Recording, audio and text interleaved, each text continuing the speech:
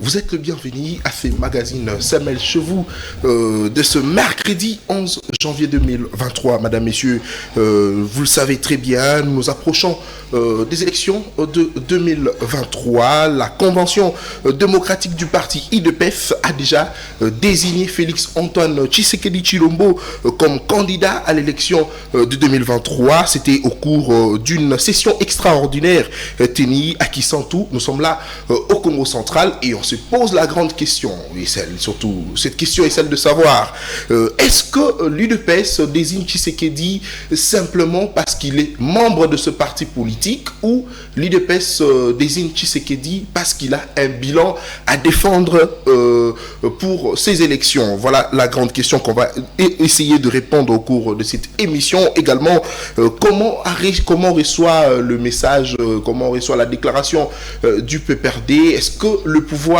est-il favorable à la question que soulève le parti cher à Joseph Kabila Kabange de pouvoir réformer la centrale électorale, également la Cour constitutionnelle, aussi la loi électorale pour aller bien aux élections de 2023, mais surtout que ce parti, le parti ici, je parle du parti de Kabila Kabange qui a boycotté l'enrôlement qui a déjà débuté depuis le 24 décembre 2022. Est-ce que le pouvoir pourrait accepter la demande ici, l'exigence du PPRD, ou cette fois-ci le pouvoir pourrait accepter que le PPRD s'absente comme l'UDPS s'était absenté aux élections de 2006? Pour ce faire, nous recevons pour vous monsieur Félix Kayembe. Il est coordonnateur de la dynamique des intellectuels acquis au changement du parti politique UDPS. Également, il est communicateur de l'Union Sacrée. Monsieur Félix Kayembe, bonjour et bienvenue à vous. Bonjour mon cher ami. Et merveilleux à vous. Merci pareillement. C'est pour moi l'occasion de vous dire d'abord merci pour cette invitation. Je tiens aussi à saluer et tous ceux qui nous suivent pendant ce moment. Je pense que c'est notre première fois pour que nous puissions passer ici depuis que l'année a commencé. Justement. J'en profite de l'occasion pour souhaiter mes meilleurs faits de longévité, de succès, de bonheur à tous les peuples congolais et aussi en particulier aux peuples qui commencent toujours à croire à la dynamique en termes bien entendu de la gestion et aussi bien qui croient à la vision du chef de l'État, Félix Tshisekedi. Je salue également les combattantes et combattants de l'UDPS et je souhaite les condoléances les plus attristées parce que nous avions perdu l'un des nôtres, M. Kebano Mwamba, un président du Parlement debout, qui est décédé depuis hier.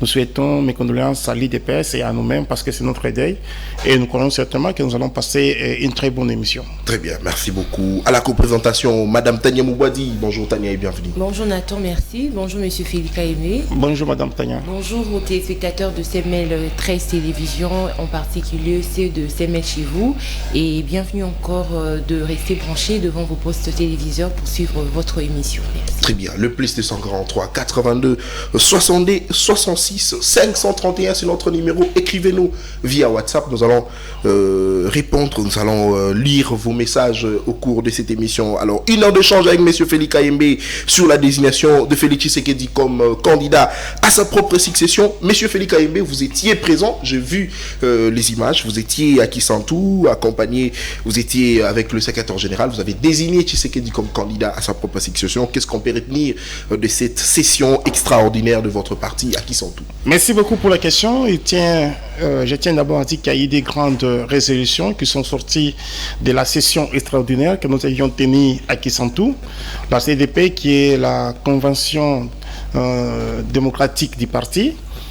C'est un organe suprême de notre parti. Pourquoi? Parce que cet organe, si vous voulez, réunit au moins toutes les structures, tous les organes, ainsi que les personnalités du pays, du parti, je veux dire, les mandateurs, les ministres, les députés.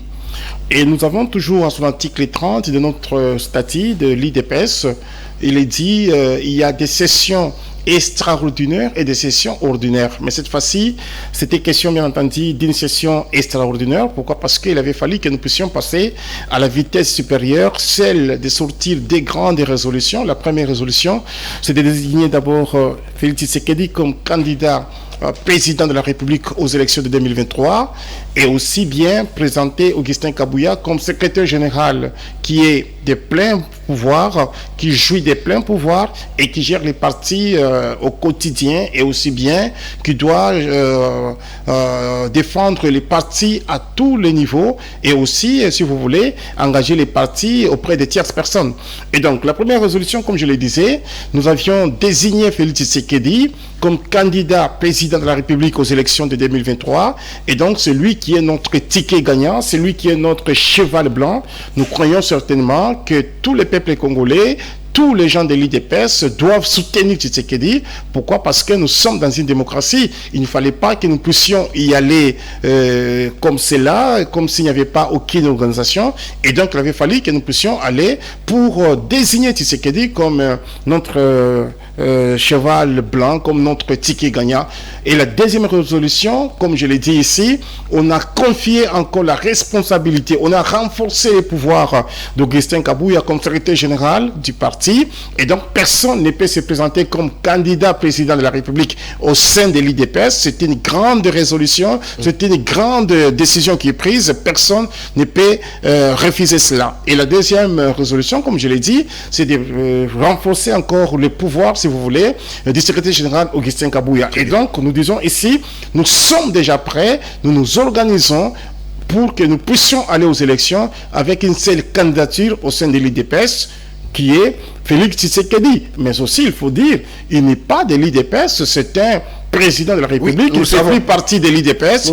C'est nous qui avons cette charge, bien entendu, de les soutenir avant tout le monde. Et donc, d'autres Congolais vont suivre les pas pour gober cette résolution. Très bien. Alors, vous avez dit ici qu'aucun candidat, aucune personne ne pourrait être candidat au sein de votre parti politique. On a vu au cours du congrès d'Ensemble pour la République, le parti à Moïse Katumbi, on avait vu certaines têtes, certaines personnes qui ont été présentées comme candidats aux élections de 2023. Mais après les congrès, ils ont désisté pour tous soutenir Moïse Katumbi. Mais aujourd'hui, l'UDPS, qui est l'Union pour la démocratie, dit qu'on ne peut plus avoir notre candidat en lieu et place de Félix Antoine Tshisekedi Tshilombo. Est-ce que vous avez oublié que ce parti politique, c'est un parti où la démocratie est prônée? Nous n'avions pas oublié. Il faut dire que l'IDPS, c'est un grand parti politique qui est mieux organisé, qui est mieux structuré.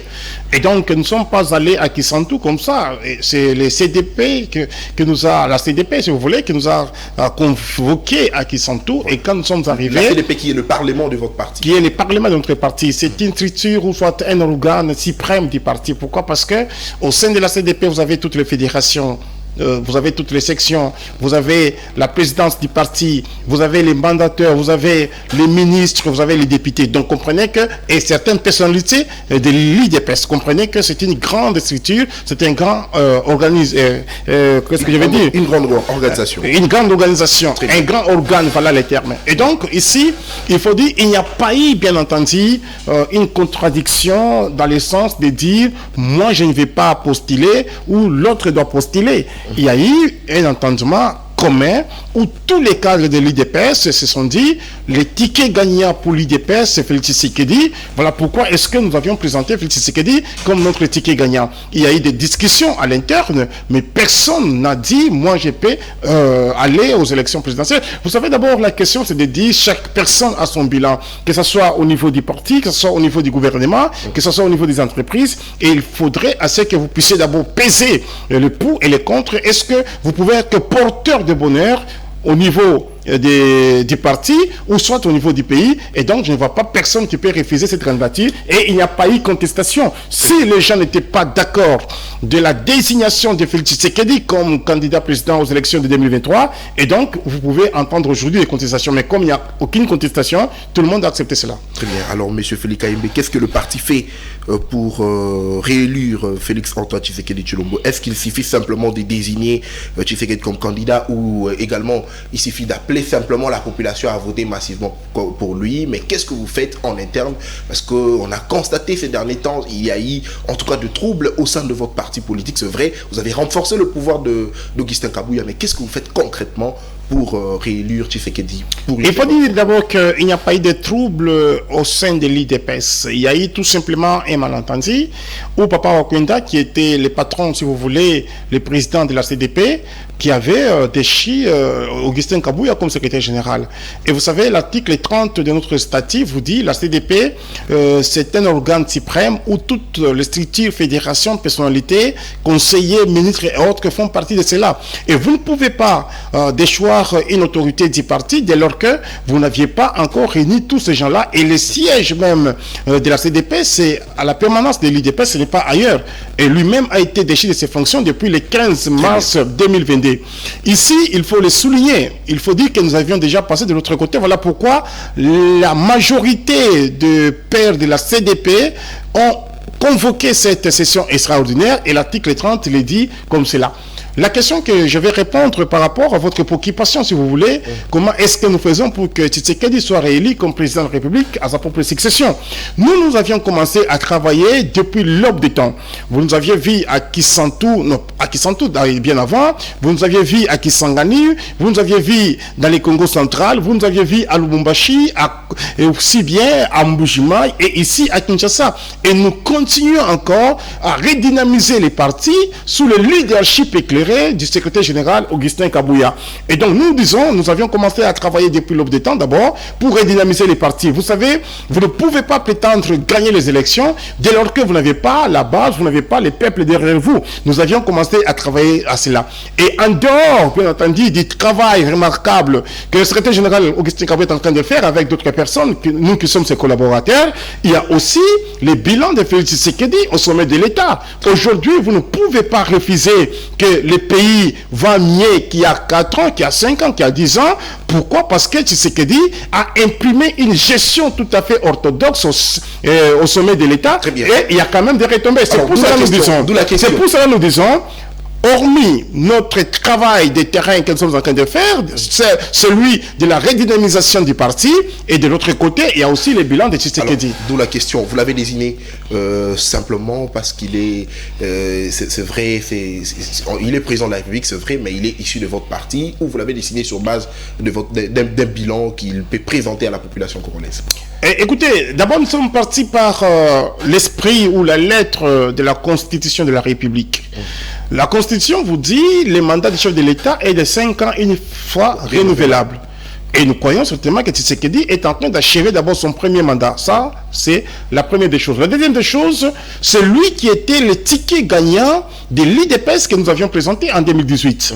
Étant donné qu'il avait gagné les élections, et aujourd'hui où nous parlons, il y a quand même un grand changement au sein de notre pays, ou dans la gestion de notre pays. Voilà pourquoi nous disons, nous prenons encore Tshisekedi comme candidat de l'IDPS. Cela ne veut pas dire qu'il n'y avait pas eu, bien entendu, des petites choses peut-être qui ont choqué les uns et les autres, ou soit certains ratés, mais nous disons, les plus grandes réalisations ont été faites par Tshisekedi.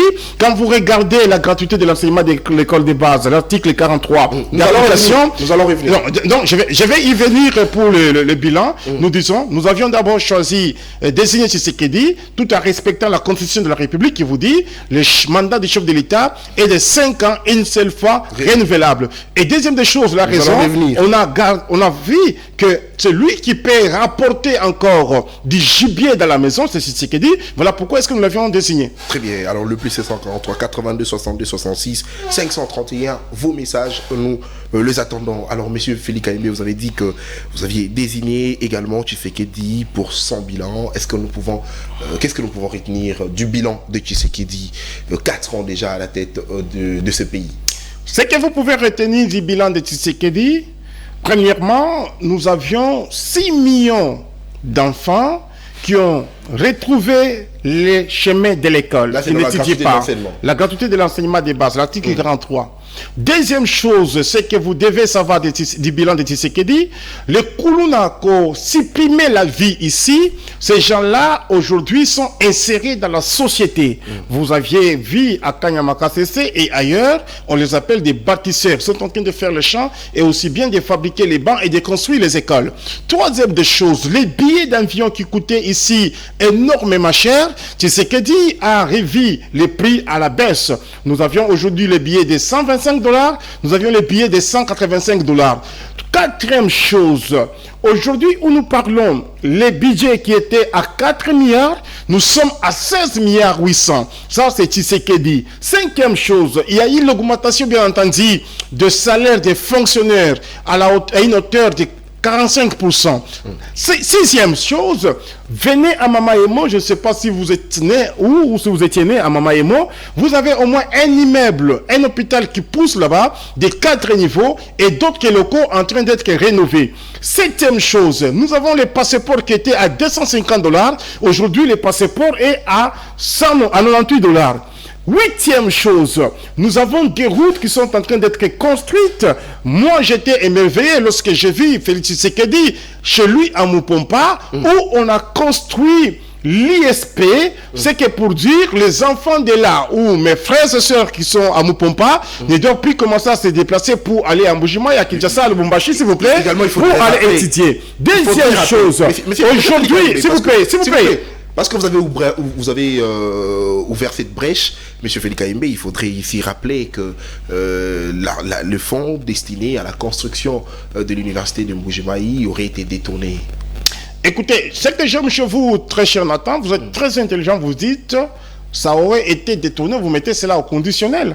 Et jusqu'aujourd'hui, il n'y a personne qui a déjà justifié cette accusation. Et donc nous attendons, voir clair, j'ai suivi, il y a eu une instruction, il y a eu une instruction au niveau de la justice, où l'on demande les explications pour que nous puissions voir clair s'il y a eu détournement ou pas. Et donc je disais ceci, le bilan de Tshisekedi, c'est un bilan élogieux. Regardez aujourd'hui ce qui se passe avec le régime de notification. On a levé ces régimes-là. On peut commencer à acheter les arbres sans autant passer par ces régimes de notification.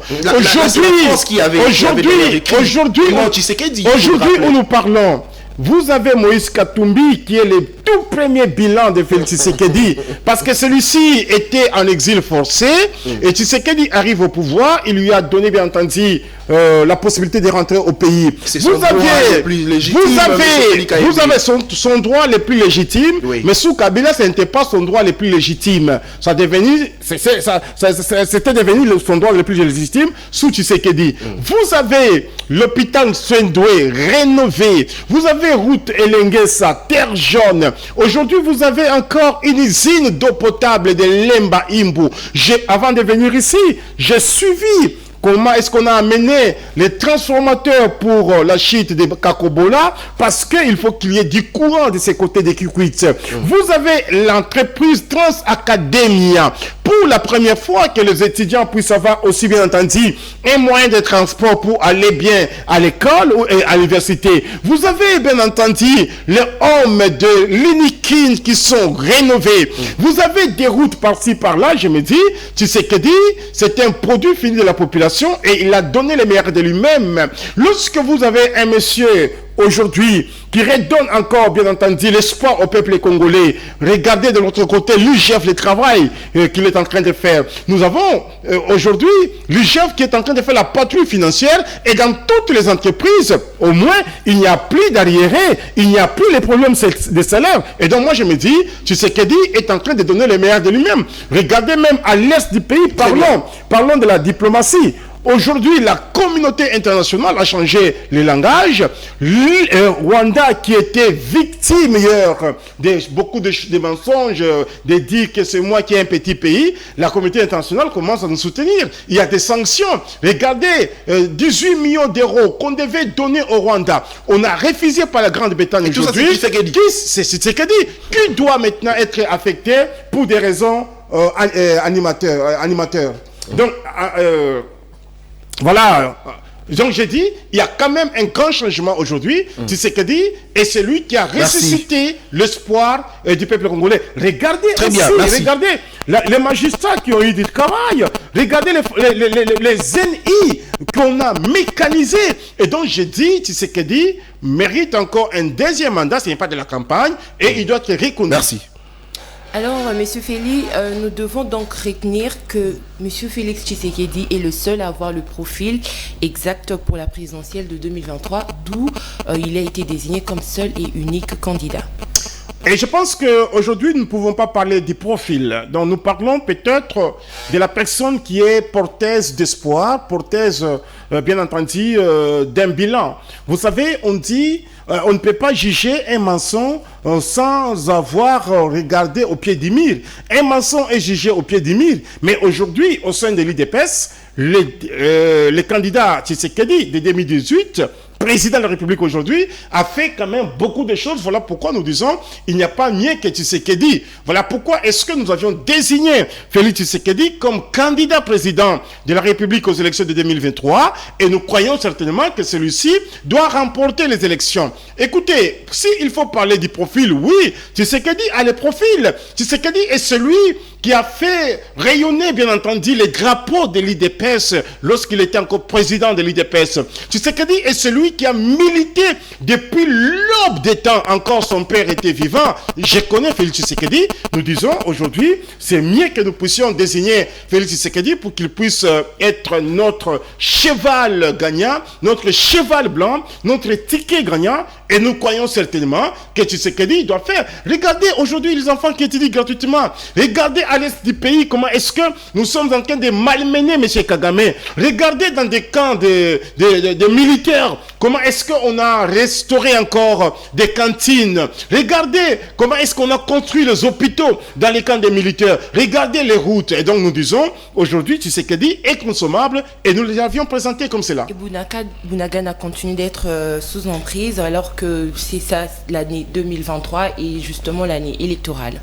Parce que vous êtes en train de peindre pratiquement le tableau du bilan du président de la République. Je pense que Bunagana, oui, c'est une question épineuse qui nous préoccupe nous tous parce qu'on ne peut jamais accepter qu'une partie de notre pays soit prise par les terroristes. Mais nous continuons toujours à nous battre pour que nous puissions récupérer Bunagana, pas seulement Bunagana, mais plutôt pacifier toute cette partie de l'Est du pays pour que nos compatriotes puissent vivre au moins dans la quiétude. Le plus important ici, Madame Tayan, est que nous avions fait des grandes avancées au niveau international et au niveau national. Si vous aviez suivi encore les informations avant-hier, vous avez vu Turc, qui est la République turquoise, qui est venu nous donner encore les armes et puis d'autres matériels militaires. Il y a des partenaires qui sont en train de venir et nous, sur le terrain, nous sommes en train de nous comporter très bien. Le problème, c'est de voir comment est-ce que nous allons pacifier l'Est du pays, pas seulement Bunagana. Bunagana, oui, c'est une partie de notre pays, mais ce que nous voyons, c'est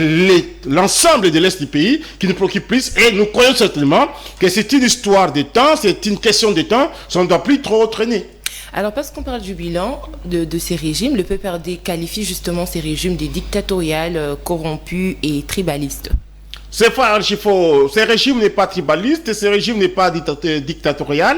Nous sommes un régime démocrate. Voilà pourquoi est-ce que lorsque nous sommes allés aux élections, on n'a pas pu gagner les élections législatives. Tshisekedi était le premier à dire que nous pouvons cohabiter, faire la coalition avec les PPRD, les FCC. Vous savez, l'article 78 de la Constitution vous dit le Premier ministre est ici de la majorité parlementaire. Étant donné que nous n'avions pas la majorité parlementaire, nous avions accepté de coaliser avec les PPRD. Deuxième des choses, on ne peut pas nous parler du tribalisme ici. Les gens sont peut-être mal intentionnés, ils veulent à tout prix peindre les tableaux dans ce sens-là. Les plus tribalistes, c'est le régime passé.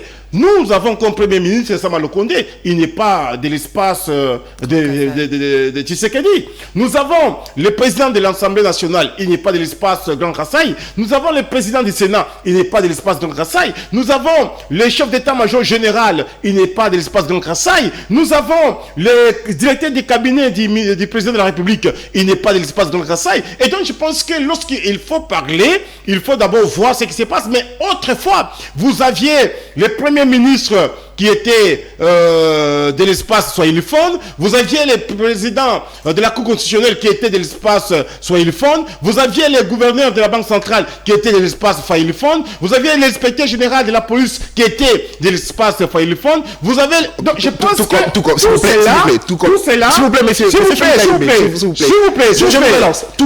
comme le président de la CENI est de l'espace Grand Kassai, tout comme le président de la Cour constitutionnelle de l'espace Grand Kassai, tout comme la la dame gouverneure de la Banque centrale, espace Grand Kassai, Écoutez, le ministre de Finances également, écoutez, vous ne Félix pouvez pas me parler de l'espace Grand Kassai, de lequel il y a eu de nombreuses.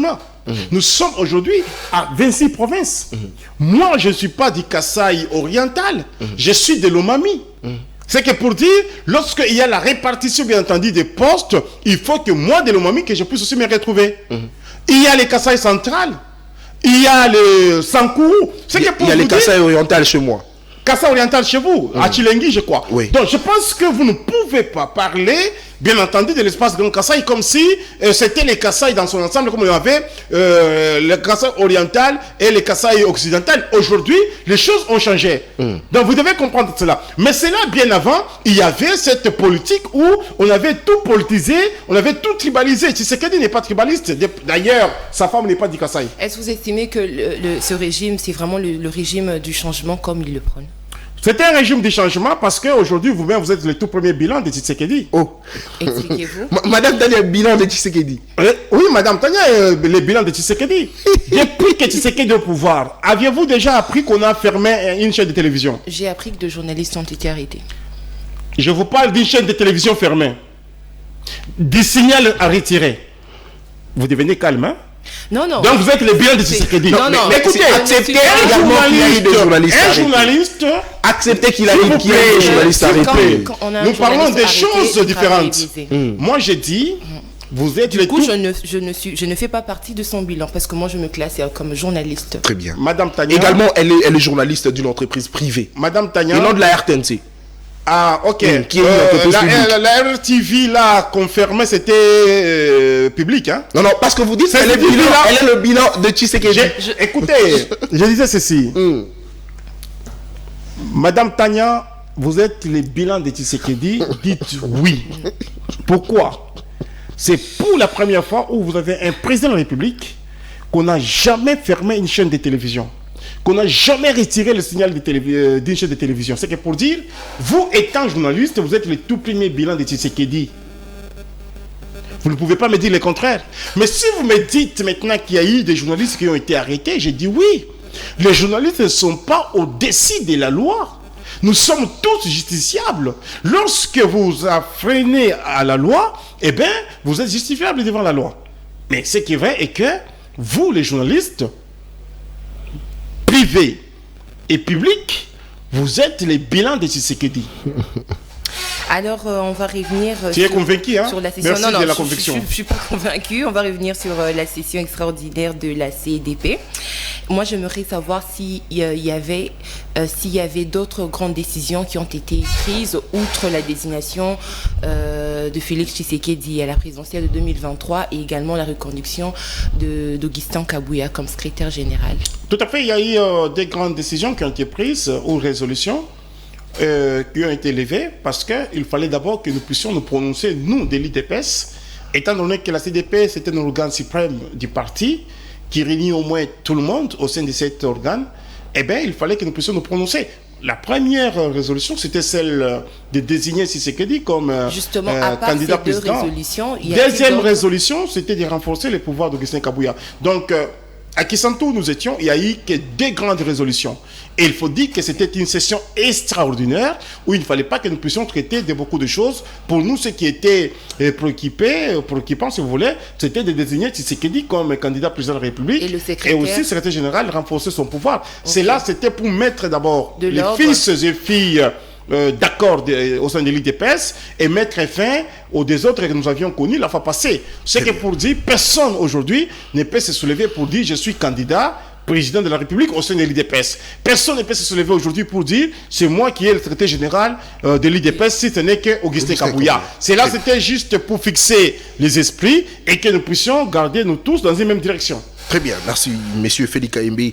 J'ai retenu une chose lorsque vous étiez en train de parler de la question de l'Est. Vous aviez dit que nous nous comportons bien c'est-à-dire l'armée congolaise se comporte bien dans sa partie est face aux rebelles M23. Mais j'aimerais ici vous rappeler que le vice-président de l'Assemblée nationale avait dit que cette question de M23, on ne peut plus parler de ça avant 2023, mais nous sommes en 2023, on parle aussi de la question de l'Est.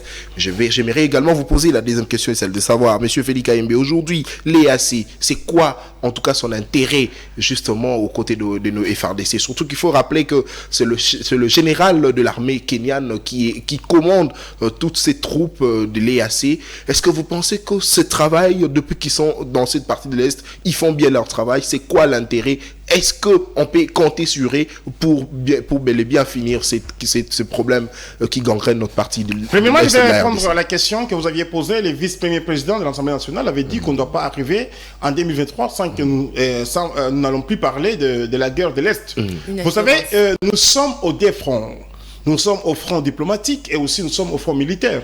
Et si les fronts diplomatique, nous avions gagné les paris. Pourquoi? Parce que quand vous suivez toutes les grandes nations puissantes, les grandes puissances, si vous voulez, prennent part du côté les pays, donc la RDC, qui commence à condamner les Rwandais. C'est que pour dire de ce côté-là, nous avions gagné. Maintenant, sur le terrain, mais cette question, on parle toujours. Lui, il dit que la question de M23, on ne parlera plus de ça avant 2023. Avec assurance. Je suis en train de répondre à la question, madame. Allez-y. Monsieur, j'ai dit, nous sommes au deux fronts. D'un côté, nous sommes au front militaire, de l'autre côté, nous sommes au front diplomatique. On a gagné. Et donc, du côté diplomatique, nous avions gagné. C'est ce que vous dites. Parce qu'il y a eu quand même des grandes nations, des grandes puissances qui condamnent les Rwandais, et nous croyons certainement que de ce côté-là, il n'y a plus un problème.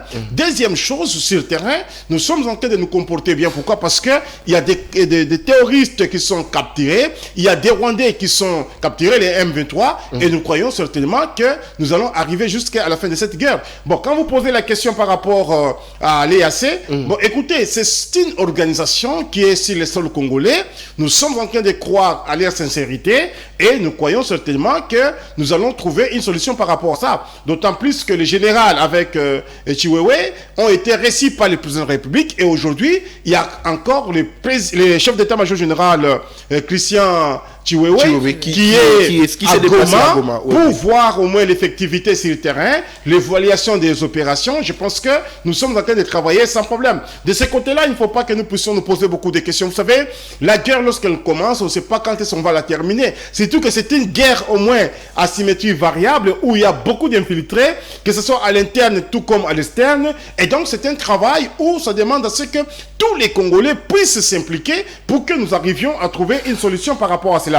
Mais je pense aujourd'hui que nous sommes en train de gagner cette bataille-là, nous sommes en train de gagner ces combats-là, nous sommes en train de gagner cette guerre-là. Pourquoi? Parce que ce soit la communauté internationale, que ce soit la communauté nationale, nous sommes tous, bien entendu, déterminés pour que nous puissions terminer cette guerre-là. Très bien. Il s'appelle Félix Kayembe Walumbala. Il est coordonnateur de la dynamique des intellectuels acquis au changement. C'est une structure qui se trouve au sein de l'Union pour la démocratie et le progrès social. Également, il est communicateur de l'Union sacrée. C'est une plateforme, une structure, c'est la vision du chef de l'État. C'est à lui de nous dire si c'est quoi l'Union sacrée. Bon, là ne pas les débats, mais il s'appelle quand même Monsieur Félix Kayembe. Alors passons à la deuxième thématique de cette émission. Madame, messieurs, vous suivez Semel chez vous, vous le faites bien, je l'ai dit. C'est le plus 143 82 62 66 531 notre numéro. Écrivez-nous même via WhatsApp. Nous allons répondre si possible à votre question. On parle ici du boycott de l'enrôlement par le PPRD. Monsieur Félix Kayembe, le PPRD exige la recomposition de la CENI, également la recomposition de la Cour constitutionnelle, la loi électorale, et c'est pourquoi d'ailleurs le parti de Joseph Kabila refuse d'aller se faire enrôler. Vous qui êtes du pouvoir aujourd'hui, comment avez-vous reçu cette nouvelle? Est-ce que cette nouvelle vous a satisfait ou comment, monsieur Félix Kayembe? Non, et cette nouvelle ne doit pas nous satisfaire, ou soit nous satisfaire parce que nous ne sommes pas du PPRD. C'est une décision qui est prise au niveau du PPRD, et donc nous sommes en train d'observer comme tout observateur. Mais écoutez, ici, on ne peut pas parler de la récomposition du bureau de la CENI, d'autant plus que les membres influents du PPRD sont au sein de ces bureaux-là.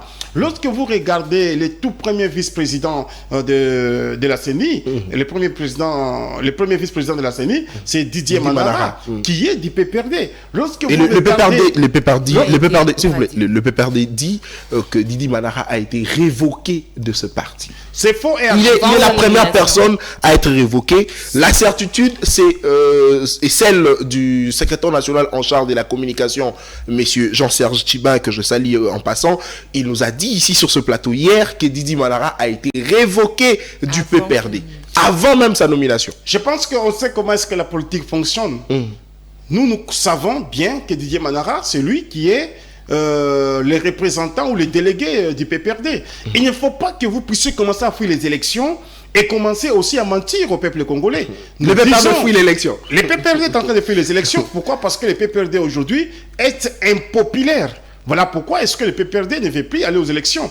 Nous disons ici que M. Didier Manara est du PPRD, A.G. Matembo est du FCC, et donc l'opposition est mieux représentée au sein du bureau de la CENI. Ça, c'est un autre débat. Moi, j'aurais bien voulu que nous puissions poser les problèmes des fonds, comme nous l'avions posé en 2006, lorsque nous avions refusé d'aller aux élections. L'IDPS et Tshisekedi avaient demandé que nous puissions d'abord identifier les peuples congolais, que nous puissions enrôler les peuples congolais, que nous puissions savoir qui est congolais et qui ne l'est pas. D'autant plus que nous venions vraiment d'une guerre avec le Rwanda et tout. Ces gens-là étaient infiltrés dans notre pays. Tshisekedi a demandé cela. Il ne fallait pas que nous puissions aller aux élections sans savoir qui est congolais et qui ne l'est pas.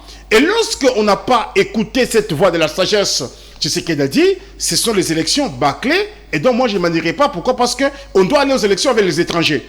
Mais ici, les PPRD posent un problème qui n'est pas réel. C'est lui de savoir comment est-ce que les bureaux de la CENI doivent être récomposés. Récomposés pourquoi? Vous avez Didier Manara, qui est le tout premier vice-président de la CENI, qui est du PPRD. Un député brillant et influent. Vous avez A.G. Matembo. Et vous avez d'autres personnes. Et donc moi je me dis, la question ne doit pas se poser à ce niveau-là. Le problème se poserait peut-être au niveau d'un candidat valable qui peut faire face à Tshisekedi, d'autant plus qu'il n'y a pas ces candidats-là. Voilà pourquoi est-ce qu'il se rebiffe. Le problème se poserait au niveau du discours qui n'est pas consommable aux chefs, dans les chefs de la population. Voilà pourquoi est-ce qu'ils se rebiffent. 18 ans qu'ils ont fait au pouvoir. Ils ont tué la MIBA. Ils ont tué la GECAMINE. Ils ont tué la NCNCC. Les budgets au rabais. La jeunesse est en train de fuir le pays. Il n'y avait plus une politique sociale. Voilà pourquoi est-ce qu'ils sont en train de fuir les élections. Nous disons, nous n'avions pas participé aux élections en 2006. Le pays n'était pas, le ciel n'était pas tombé sur le Congo. Et donc, même si on ne participe pas aux élections, le pays doit avancer. Mais le peuple congolais est témoin que le PPRD aujourd'hui est impopulaire. Si nous avions refusé les élections en 2006, ce n'est pas parce que nous étions impopulaires, mais plutôt nous étions très populaires, mais nous avions voulu que les élections soient transparentes. Voilà pourquoi. Alors, est-ce que... Parce que vous avez refusé les élections de 2006, est-ce que ça vous arrange aujourd'hui de voir le PPRD également refuser les élections de 2023, M. Félix Kaïmbé? Vous savez, l'expérience qui est la nôtre n'est pas celle du PPRD. Mais si moi j'étais leur conseil, je leur dirais d'aller s'enrôler et de participer aux élections. Pourquoi? Parce que nous avions payé les prix et nous assumons cela. Vous savez, lorsque Félix Tshisekedi lui-même parlait avec les Mouzito et les autres, il avait dit qu'il n'était pas du tout content du fait qu'on n'avait pas participé aux élections et on avait interdit à nos combattants, de ces combattants, d'aller s'enrôler, mais ces derniers s'étaient enrôlés. C'est pour dire, vous pouvez donner un mot d'ordre, mais la population peut avoir aussi sa façon de faire les choses. Nous disons tout simplement que le PPRD aujourd'hui est impopulaire. Voilà pourquoi est-ce qu'il refuse d'aller aux élections. Mais avec ou les PPRD, nous allons aller aux élections et nous allons gagner les élections. C'est le plus important. Le peuple congolais n'a pas besoin des politiciens qui sont là pour duper les peuples, mais plutôt le peuple congolais a besoin des gens qui proposent mieux que les autres. Est-ce un soulagement pour vous de savoir que le PPRD ne participera peut-être pas aux élections de 2023? Ce n'est ni soulagement, madame. Pourquoi? Parce que en 2018, lorsque nous sommes allés aux élections, les PPRD étaient aussi dans la course, comme tout le monde. Nous avions gagné les PPRD. Et donc, pour nous, nous ne savons pas... Vous savez, l'IDPS, c'est un parti politique qui ne calcule personne. Qui ne calcule... L'IDPS ne calcule personne. L'IDPS ne calcule personne. Pourquoi? Parce que l'IDPS, c'est une machine. Et donc, que vous soyez là, que vous ne soyez pas là, nous, on ne dit absolument rien. Nous calculons que les peuples congolais, pas les individus. Vous ne calculez pas Martin Fayoulou. On ne les calcule pas. C'est un député national. Il était à l'école primaire de l'IDPS. Il n'a jamais fini les cours. Malheureusement, il a quitté avant. Oui, parce qu'on parle du... Il s'est enrôlé, hein? Il s'est déjà enrôlé. Oui. Il a fait 22 minutes dans les centres. Et il a beaucoup aimé.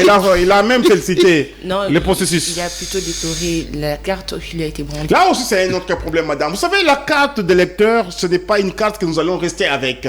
Au fait, c'est une carte qui doit nous servir tout simplement pour que nous puissions aller aux élections. Allez en Europe, madame. C'est la même carte là qu'on vous donne. Mais c'est ici, au mois de juin, au mois de juin, madame, au mois de juin, on aura une carte d'identification.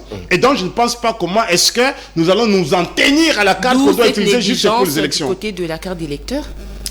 Quoi, madame? D'où cette négligence du côté de la... Non, il n'y a pas eu une négligence.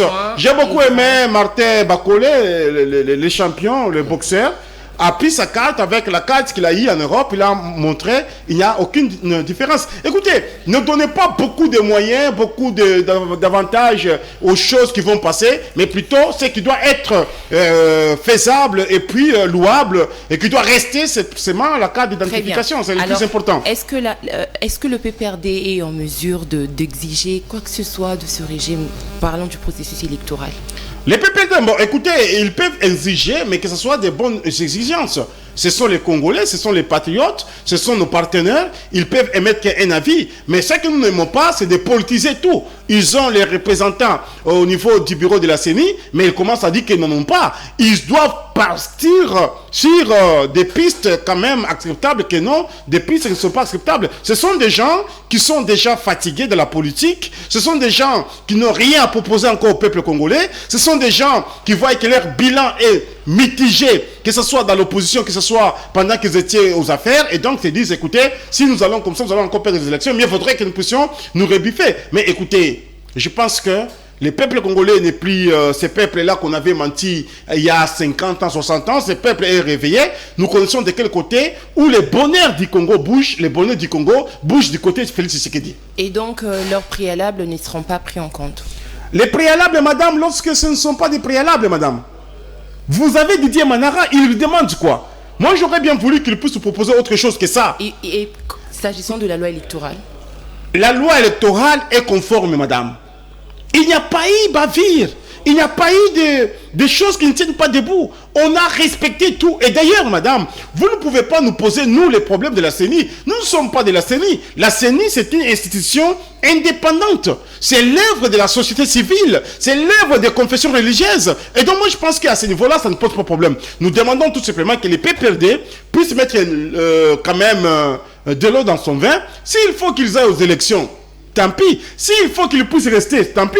Vous savez, nous qui avions refusé les élections en 2006, eh bien, le ciel n'était pas tombé sur le Congo. Très bien. Le ciel n'était pas tombé sur le Congo parce que l'UDPS avait refusé les élections en 2006. Et le ciel ne tombera pas parce que le PPRD pourrait refuser. Donc, il y aura un soleil qui doit se coucher, qui doit se lever. On ira au marché, on ira à l'école avec la gratuité de l'enseignement des bases. Et la vie va continuer à fonctionner. La vie doit continuer à fonctionner. Très bien. Cette émission est terminée. Mais apparemment, c'est comme s'il y a les gens qui ne sont pas d'accord avec le Ramazan là-bas. Là, c'est vous qui le dites, mais vous n'êtes pas de ces partis. Cette émission est terminée. Vous avez 1 minute pour la conclusion, M. Félix Kaïm. Merci beaucoup pour l'invitation. Je salue le DG Louis-France Kouzekissa que je vois passer. Il va nous recevoir aussi. Il va vous recevoir encore à la libre opinion. Non, pas ça. De toutes les façons, Fachi, c'est un savant. Vous n'avez qu'à voir ce qu'il a fait aujourd'hui et vous comprenez que c'est un savant. Donc, je voulais revenir sur cette question. Et donc, j'ai dit, les grandes résolutions ont été prises à Kisantou. Oui. Nous avions désigné Félix Tshisekedi comme notre candidat président aux élections de 2023. Et nous croyons certainement que nous allons gagner les élections. Et l'IDPS aura la majorité parlementaire pour que nous puissions mieux gérer ces pays. Deuxième chose, on a renforcé les pouvoirs d'Augustin Kabouya comme secrétaire général et nous croyons certainement que cette fois-ci, nous allons maintenant nous y mettre encore comme on a toujours été sur le terrain pour que nous puissions arriver à redynamiser les partis qu'on avait déjà commencé à redynamiser et ramener la majorité parlementaire au chef de l'État. La grande préoccupation du secrétaire général Augustin Kabouya aujourd'hui, c'est de ramener la majorité parlementaire au chef de l'État. Et nous croyons certainement que nous allons y travailler et nous y travaillons déjà. Très bien. Monsieur Félix Ayembe, coordonnateur de la dynamique des intellectuels acquis au changement et communicateur de l'Union Sacrée, merci à vous d'avoir répondu à nos différentes questions. C'est moi qui vous remercie et je suis content du fait que nous avions passé une très bonne émission. Et je crois, prochainement, nous viendrons encore avec d'autres recettes. Très bien. Tania Moubouadi était à la coprésentation. Merci Tania. Merci Nathan. Merci Madame, Monsieur, Félix également. Madame, Messieurs, merci à vous de nous avoir suivis. On se retrouve comme ça le vendredi pour le dernier numéro de la semaine. D'ici là, portez-vous bien. Au revoir.